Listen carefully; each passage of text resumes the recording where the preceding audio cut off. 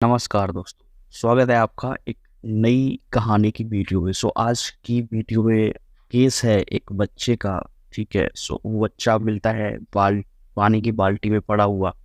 बच्चा मिलता है एंड अगले पल ही जब बाल्टी पर नजर गई तो उभम की चीख निकल गई। असल में 7 महीने का गुन्नू बाल्टी के पानी में ही औंधे मुंह उल्टा पड़ा हुआ था। उसे तुरंत बाहर निकाला गया। उगम राज चीखते हुए बोले, किसने किया ऐसा? मतलब बाल्टी के पानी में कैसे आ गया और बाल्टी यहाँ कहाँ से आई? कौन लाया इसे यहाँ पे? एक तरफ शोभा अपने बेटे की मौत के गम को नहीं झेल पा रही, दूसरी तरफ घर के सभी लोग इस बात को लेकर परेशान थे कि कौन निर्दयी हो सकता है ये, जिसने मासूम बच्चे को इतनी बेरहमी से मारा होगा।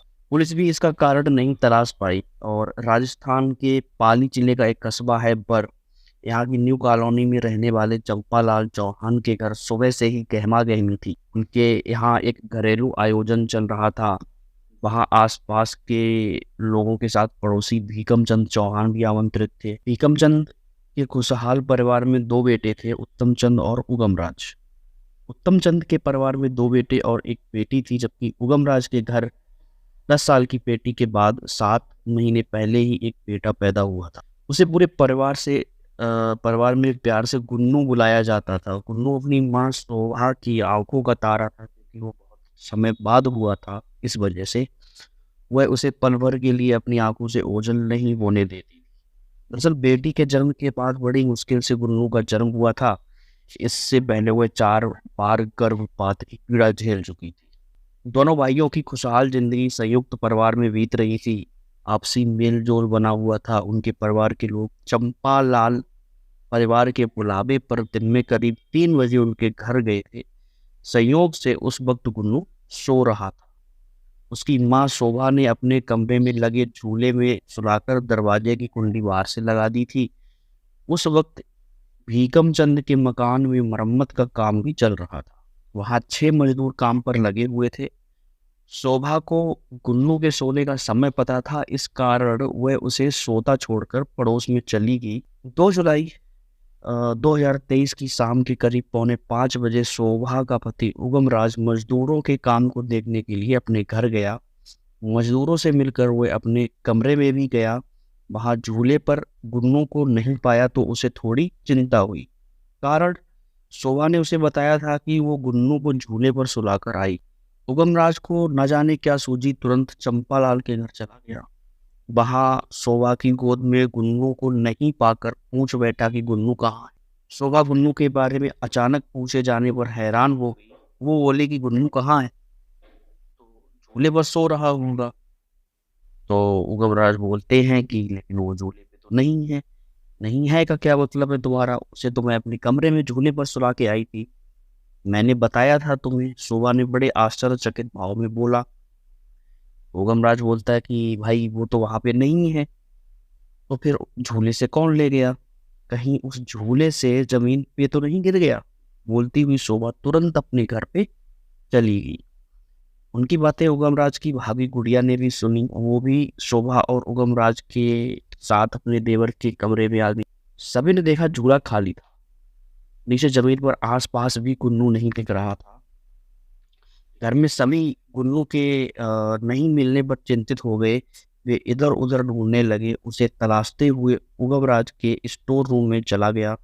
वहां रखी बाल्टी से उसके पैर टकरा जाते हैं अचानक से। उसमें रखा पानी छलक कर उसके पैर पर गिर जाता है और उगम राज खींचता हुआ बोलता है कि स्टोर रूम में बाल्टी, वो भी पानी से भरी हुई, ये मजदूरों का ही काम होगा। सुबह की नजर अचानक बाल्टी पर गई तो उसमें उसका बेटा गुन्नू पड़ा हुआ था। बाल्टी, पानी की बाल्टी ये कैसा आ गया? कहते हुए शोभा ने झट से गुन्नू को अपने सीने से लगा लिया। लेकिन ये क्या? उसने पाया कि उसकी सांसें और दिल की धड़कनें सभी बंद हैं। वो रोने लगी, चीखने लगी, बिफरने लगी और बोली, चलो जल्दी से जल्दी चलो, इसे डॉक्टर के पास लेके। उगम राज और दूसरे लोगों ने बच्चे की नाक के पास हाथ ले जाकर चेक किया। उसकी सांसें जरा भी नहीं चल रही थी। उसकी मौत हो चुकी थी। इसकी सूचना पुलिस को भी दी गई, पर थाने के एसएचओ सुखदेव सिंह उगम राज के घर आ गए। उन्होंने बच्चे के माता-पिता और घर के अन्य सदस्यों से किसी पर भी शक होने की जानकारी लेनी चाहिए। किसी ने इस बारे में कुछ नहीं बताया।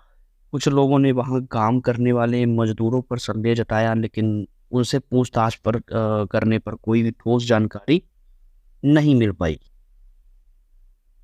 थोड़ी देर के लिए बच्चे की हत्या का आरोप घर में काम करने वाले मज़दूरों पर ही लगा, लेकिन उनसे पूछताछ के बाद कोई नतीजा नहीं निकला।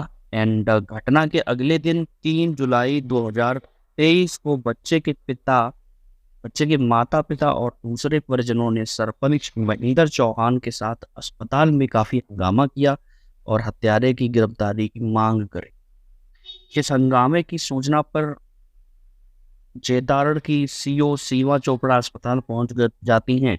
उन्होंने किसी पर धरना प्रदर्शन को शांत करवाया और गुल्लू की हत्या का मामला पर थाने में दर्ज करवा दिया। रिपोर्ट में संदेह के आधार पर 2 लोगों पर हत्या का आरोप लगाया गया। इस वारदात की जांच के सिलसिले में सीओ सीमा ने घटनास्थल की जांच की। उन्होंने पाया कि भीकमचंद के मकान की पहली मंजिल पर निर्माण कार्य चल रहा था और वहां मजदूरों के अलावा राजमिस्त्री भी थे। मरम्मती का काम भीकमचंद और उनकी पत्नी की देखरेख में भी चल रहा था। जांच के दौरान परिजनों का पूरा विवरण जुटाया गया। पुलिस की पूछताछ 2 दिनों तक लगातार हुई। परिवार, रिश्तेदार, मजदूर, पास पड़ोस के दोस्त आदि से भी गहन पूछताछ हुई। उनके निकाले गए निष्कर्ष के आधार पर शक की सुई परिवार के ही एक सदस्य पर जा टिकी। वो और कोई नहीं, मृतक की चाची गुड़िया थी। पुलिस ने पाया कि गुन्नू की मौत से सबसे ज्यादा दुखी गुड़िया थी। उसका रो रो कर बुरा हाल था। रोने से उसकी भी तबीयत खराब हो गई थी, जिससे उसे अस्पताल में भर्ती करना पड़ा था। पानी भरी उस बाल्टी की भी जांच हुई। उसमें सुनहरे रंग के सितारे नजर आ रहे। उसे देखते ही जांच अधिकारी का माथा ठनका, क्योंकि उसी तरह के कुछ सितारे गुड़िया के चेहरे पर भी चिपके हुए थे और उसने जो चुन्नी ओढ़ रखी थी उस पर भी वैसे ही गोल्डन रंग के सितारे लगे हुए। जांच की इस जानकारी के बाद पुलिस का गुड़िया पर शक होना स्वाभाविक था। अब जरूरत इसकी पुष्टि होने की थी। हालांकि इस बारे में जांच टीम आश्वस्त थी। गुन्नू की हत्या में गुड़िया का हाथ हो सकता है। उसकी स्थिति में सुधार होने पर सुखदेव सिंह ने पूछताछ के लिए उसे थाने बुलवाया। पूछताछ के लिए जांच टीम ने काफी समझदारी से काम लिया। उससे मनोवैज्ञानिक तरीके से सवाल पूछे गए। पहले तो गुड़िया ने खुद को निर्दोष बताया, लेकिन जल्द ही वो सीओ सीमा चोपड़ा के उलझे हुए सवालों में फंस गई। उसे बाल्टी में मिले गोल्डन सितारों के बारे में बताया गया और उसे झूठ बोलने वाली मशीन से पूछताछ करवाने की बात कही गई। अच्छा, ये केस हुआ क्यों? उसका जब पूछताछ हुई तो रीजन ये निकल के आया कि जो भीकम चंद थे, उनके दोनों बेटे उत्तम चंद और उगम राज अलग अलग कपड़े की दुकान खोल रखी थी दोनों ने। और उत्तम चंद की दुकान बालूदा में थी, जबकि उगम राज की दुकान पर में ही थी। तो दोनों सुबह होते ही अपनी अपनी दुकानों पर निकल जाते थे। दिन भर दुकान संभालने के बाद शाम को घर वापस लौट आते थे। दोनों संयुक्त परिवार में ही रह रहे थे। चूंकि परिवार में सब कुछ ठीक चल रहा था, सिर्फ गुड़िया के मन में ही खलबली मची रही थी। उसे बेटे की कमी खलती थी। जब भी वो शोभा के छोटे बेटे गुन्नू को देखती थी, उसके दिल में एक टीस उभरती थी। बहुत मतलब खराब लगता था उसको, किंतु मन महसूस के रह जाती। तो गुन्नू के जन्म के बाद से ही उसके व्यवहार में बदलाव आ गया था। इसके जन्म से पहले गुड़िया चाहती थी कि देवर उगमराज उसके 2 बेटों में से एक को गोद ले ले। इसके पीछे उसकी मानसिकता संपत्ति का बंटवारा होने से रोकने की थी। उसे पता था कि संपत्ति का आधा भाग गोद दिए बेटे को मिल जाएगा। किंतु गुन्नू के पैदा होने पर उसकी सोच पर पानी फिर गया। उसके बाद उसके दिमाग को संपत्ति के एक और हकदार की बात कचोटने लगी। गुड़िया को संपत्ति के बंटवारे का डर सताने लगा। वह देवरानी शोभा से जलने लगी, क्योंकि उसकी हसरत पर पानी फिर गया था। उसके बाद ही उसने गुन्नू की हत्या की योजना बना ली। उसे सिर्फ मौके की तलाश थी, जो उसे चंपालाल के यहाँ घरेलू आयोजन के मौके पर 2 जुलाई को मिल गया था। उस रोज गुड़िया भी चंपालाल के यहाँ कार्यक्रम में शामिल थी। कार्यक्रम के दौरान जब भोजन की तैयारी होने लगी तब गुड़िया मजदूरों को चाय देने के बहाने से अपने घर आ गई थी। वहां उसने गुन्नू को झूले में सोया देखा। उसकी आंखों में तब तक चमक आ चुकी थी क्योंकि उसको पता था कि आज वो कांड करेगी। वो स्टोर में रखी बाल्टी बाहर लेकर आई, उसमें मटकी का पानी भर दिया। पानी भरी बाल्टी दोबारा स्टोर में रखे आई। गुड़िया ने देखा कि गहरी नींद में सो रहे गुन्नू को उल्टा करके पानी भरी बाल्टी में डाल दिया।